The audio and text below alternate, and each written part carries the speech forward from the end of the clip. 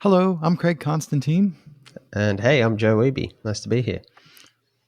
Thank you very much for taking the time. I say it all the time. I'm sure people are sick of hearing me say it, but I really appreciate. I know it is not easy to find a half hour, time zones, distances, days, and I really was glad that you like. We have a common third friend who was like, "You guys should do a thing," and you just like jumped right in. So there's definitely an aspect of, I always say, a generous leap that one has to take to agree to be a guest without a lot of, well, here's what we're going to talk about, because there's no pre-structure to this. Um, and so we do talk a little bit beforehand, and I liked the distinction you made when I was asking you about what kinds of podcasts draw you in, and you were very clear, no, topic versus format in what you like to listen to. But you were also very clear that your podcast is a particular format. And I'm wondering, so you've chosen host on mic, and then you mentioned you have, I also want to dig into why you brought a co-host on, but from the host on mic point of view, did you Mhm. realize that that was the format that would serve what you wanted to do? Or did you just start, I'm going to say, screwing around with podcasting and then found that format sort of like backed into that as the format that works for you to reach your goal? Yeah, it was definitely kind of bottom up, if that makes sense. I knew I wanted to start a podcast just because it was a great format. I was going to learn a lot, and it was going to be interesting to have conversations around a lot of things I care about and people's perspectives. And then I had someone recommend that I just do it solo because it'd be easier to start with while I was learning it. And then I think I listened to Seth Godin's podcast, and I was like, oh, this format, like, the host on mic kind of thing, this actually can work. Like most podcasts have guests, but this can probably work. And I like the idea of the short form.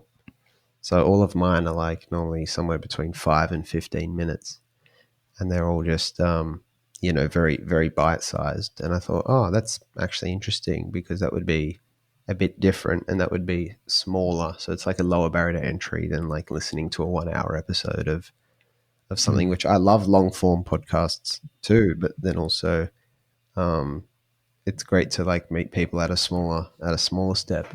So yeah, it became clear as I went that that was the best way to do it. And then um, yeah, the feedback was good. Hmm. Um, yeah. First of all, sometimes people say, "Wow, Craig, you have a voice for podcasting," and Joe, you have a really good voice for podcasting. I was off on a little mental tangent, like, "Oh, this is going to Thanks, man. sound so good." Because in my head, I'm loud and you're quiet, but I'm like, when I mix this down, this is going to be really nice.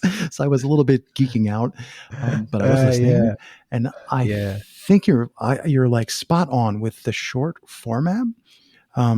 And this show, like Meta, this show is a 20-minute short format because they found that yeah, works exactly. well. Um, but I personally have a terrible time trying to do host on mic. And I don't know if it's my mindset or maybe I just need to practice, but I think solo work is really hard. And it sounds to me like you Mm. found it really easy. Is it really easy? And I mean, for you, is it really easy? And was it easy from the beginning? Or please tell me there was a learning curve. It's tricky. Like it took me a lot of work. It'd almost be like the way I was doing it, doing like a very, very mini TED talk for every episode. And I did it daily. But I started Yes. because I had written a lot because I had written a lot before. A lot of like that gave me the content. So I wasn't like trying to figure out what do I talk about. I was writing voraciously.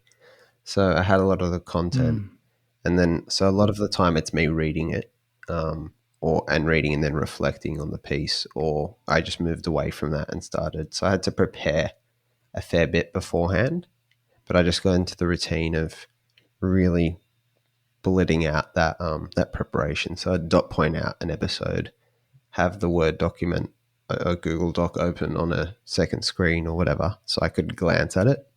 But obviously, I couldn't mm, write it out, script it out because that would be too static and boring. Wouldn't be conversational. So it was definitely it is a challenge. It's definitely a challenge. It was quite draining to do. Now I've got a co-host, like I said, a friend who basically I think he has a future in podcasting, and he just gives me an unpacking question, and then I go off, and that's way easier, and Tell it's a me bit more more. about that. It's a Right. bit easier because yeah, it's a bit easier because yeah, it's just got someone to prompt you, someone you do it with, makes you a bit more accountable to. Especially because I make a lot of episodes, so I try to keep it daily. I've just relaunched it, so daily. But yeah, I think it's a great exercise though for like public speaking training, to be honest, because you're forcing yourself to practice speaking so much. Yeah, that's a good point about public speaking. I think you're so I mentioned to you before we started recording, but just so people know, I don't do any homework. I don't like look up. I mean, I usually know where the guest is coming from, like so and so recommended them or they were in this course or whatever. But generally I don't like trying to listen to shows or try and do any background because for me, my personal passion is around conversation. But like literally creating conversation in the world to spread understanding and compassion is literally my personal mission. So I enjoy Mm-hmm. just diving into the conversational pool, but I also have this itch to unpack some of my ideas around conversation.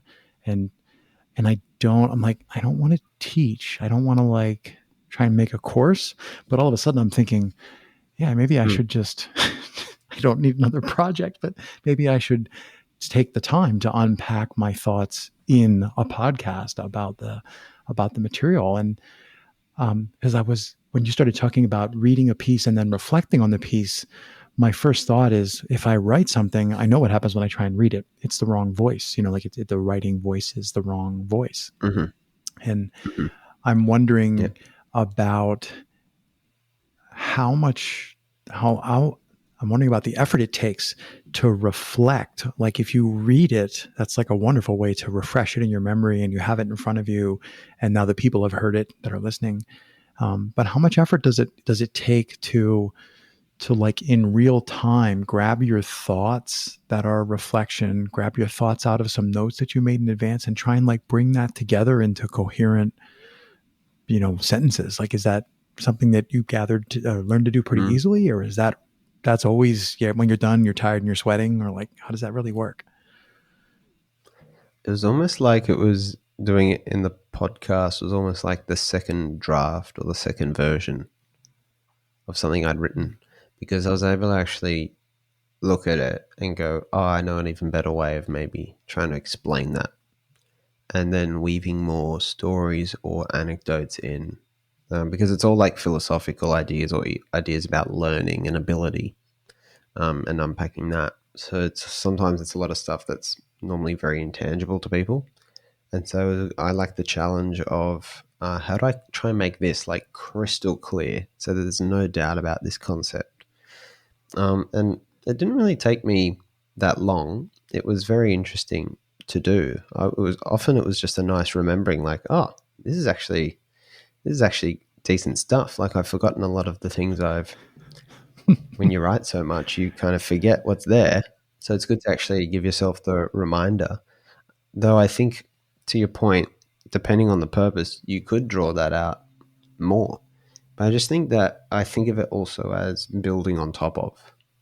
If like the writing was the foundation, then things can be built on your ideas. Like I know that you've obviously built this podcast, but you have a community that you run too, which is actually similar to me. I run an online community as well, different theme, but a lot of those things built out of, pardon me, sorry for the microphone knock there, your ideas and what you think, and how you deconstruct that can be used to build things. So I always think of it as almost like building on top of, making more use of that asset, which is your ideas. Yeah. But writing is for me a great way to first get them out, to be honest, rather than podcasting. But podcasting is the format that is a bit more popular for the people I've engaged with. Yeah. Right. How much time do you spend? So now I'm wondering about. I'm like very processes oriented is the way I think, and I'm Right. wondering. You mentioned that you had written a bunch. That you had a significant body of work that you had written. and you began Mm-hmm. working through it to read it or reflect on it.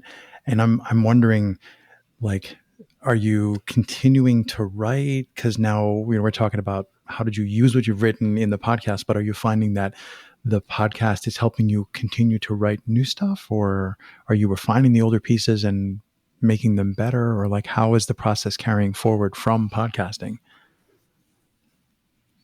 Mm. Yeah, they've kind of got their own. They've segued in their own directions a little bit. Writing is like I have the blog, and I've done one book so far, but the blog is kind of like the breeding ground for any new ideas. So whenever I have a random thought, Mm, I just like open up my. I use Notion a lot now, and I just open it up, and it's a heading, and then there's hundreds and hundreds of those just unfinished, dumped ideas, and then some of them make them through to the blog. But that's every week. It's just always doing that, and then getting something that's spec and quality to actually publish, or if that idea doesn't deserve to be out compared to like all the other things I've thought about, then it doesn't make it through. Sorry, guys, you don't make the cut. And then I don't know the mm-hmm, podcasting, because the writing I've started writing about more topics. So the podcasting has just been more specifically now on like around education and learning. And for that, I've just gone to like a separate prep, which is everything I've learned so far from reading, writing, and experience about education and learning, how it could be better, the things most people don't realize, etc. That I've just prepared those as little prompts for my co-host Luke and I to actually just discuss in the podcast. So it's just getting it from there and recalibrating it into a format that'll make that prompt that conversation on the podcast. mm, And yeah, it's not too hard because I've thought about all those things. I think that the writing is so yeah, they have this wonderful flow blended relationship rather than like a strict process around this blog than this podcast. But yeah, it's mm. easier to talk about when I've thought about it before. But writing is definitely a great way to stretch and exercise thinking. The best way I've found for me. Yeah. Oh, that sounds brilliant. Yes. You're making me think, oh, I need to write more. Do you find that, That's normally what um, happens. yeah. Do you find that your, let me ask a more specific question before I, ramble like an idiot. Do you have Mhm. your own reflective processes for me? You strike me as a self-reflective, self-aware person. But what do your practices look like for your Mm. own reflection? Like, do you take time every day to write just for yourself, or is what you're doing with your public writing and your podcast how you do your reflection? Like, what is some of the things that you do for your own personal self-care kind of thing? Mm. It is mainly the latter. I used to do journaling a little bit. I tried meditation for a very small window. Both of those things were great, but I found that I was already doing it through, yeah, writing blog pieces. I just try and do writing once a day in the morning normally, just to get into flow, to concentration for work, and that is the main reflection. I think conversation is my other big one. Proper deep Hmm. conversation with people, which I'm fortunate to have a lot of in my life, because that normally gives me different thinking loops than my own to cause a reflection or a new perspective. A big fan of retreats too. We haven't run many lately, but we ran one last year. That was great fun before we launched our book. So I'm actually keen to in next year run more retreats again too, to make it a bit of a seasonal thing. Give me the name of the book. Oh, the book, yeah, 18 and Lost. So are we. We had just 8 everyday people write their stories about life after high school, education focused kind of work. So it was a fun project to show people that they could be writers and that they have a story that's valuable to other people, especially younger people. So yeah, Hmm. all about, I guess, creativity and showing people what they're capable of that they don't really imagine, and why you have to kind of open random doors, as I say, from time to time. You just don't know. A lot of these people was very random requests to come write a book. They're like, oh, cool, but who knows what this really is and what will it be? And we're like, yeah, we're just going to do it. Like this. Why don't we do these things? People would do these things if we made it obvious to them, if we set it up. But a lot of people don't take their initiative, and that way, doing it as a group made it easier to write the book in a short period of time rather than years and years on your own, which is way harder. So all round, like really positive experience, and it was a great way for me to break in, writing and self-publishing and to learn the process, which I really appreciated. Yeah. I'm wondering about if you get any feedback or so podcasting is very much one way, right? Like you're just public speaking, only there's nobody in the audience that you can see. They can't even see they're walking out of the room or tuning in or tuning out. And I'm wondering if you have any either stories or just kind of summarizing anecdotes about, have you gotten feedback from people who listen? Are are people like do you have a Facebook group and people are engaging there? I'm just wondering what your experience has been in terms of the flow from the other direction back to you in response to the podcast, if any. Yeah, kind of, because so many of my friends listen to it, or friends slash collaborators, they're normally the ones that give me feedback. So normally unsolicited too. I haven't really had to ask, and I used to ask more mainly in the early stages of it. But then I just got into a really locked in format, and I was just spitting it out. It was a real production line, so I was just do it. But that has been really good. Some of the things were around. There were some very very small technical things at the start, like very cosmetic, like I think you're bumping the microphone a bit, and Yeah. things like that. But then there were also things like, could you speak more about yourself? Maybe have a reflection question for the listener when they go about their day, things like that. And those are like, oh yeah, that's great. Like it's such a fun craft to try and refine and hone. That'd be the main thing so far. But it is something that a lot of podcasters I talk to struggle with. They encourage people to reach out to them and everything because the feedback can be tricky to get. Such a one way medium, but it's Yeah. part of the evolving space. I Yeah. think it's Part of the very much an evolving experience. space, isn't it? Mm. Oh, it's just so many things. I pause because I'm like, oh, there's so many things to ask, and the clock is ticking. Oh, here's a lazy question. What's something I should have asked you that I didn't? What's something you should have asked me that you didn't? Mm-hmm. Um, yeah, I don't know. It's tricky. You could have asked me. I think maybe where say podcasting links to the rest of my life and work, maybe, because I always find it interesting that a lot of people look at podcasting as this separate, this other project I'm taking on. For me, it's been very well integrated into like everything I care about, everything I do. Doing it forces me to reflect and think more about, like I said, things I've already dabbled in or tossed up as an idea, but because there's time dedicated to it. For most other people, obviously, like the conversations bring in meeting new people, developing network, relationships, opening doors. For me, though, it's kind of, I really think that it's been an incredible way to, yeah, develop things out. It creates like a real resource library too with my format. So when people ask me, oh, I'm having this problem, a lot of the time I just go, yep, into the blog or the podcast kind of resource library, and I pick out the relevant Yeah. episode or piece, and it just becomes a resource. It has so many, yeah, it's an incredible asset. It's such a diverse asset. It can be used in so many ways. So it's a hell of a thing to do, really. Nice. Well,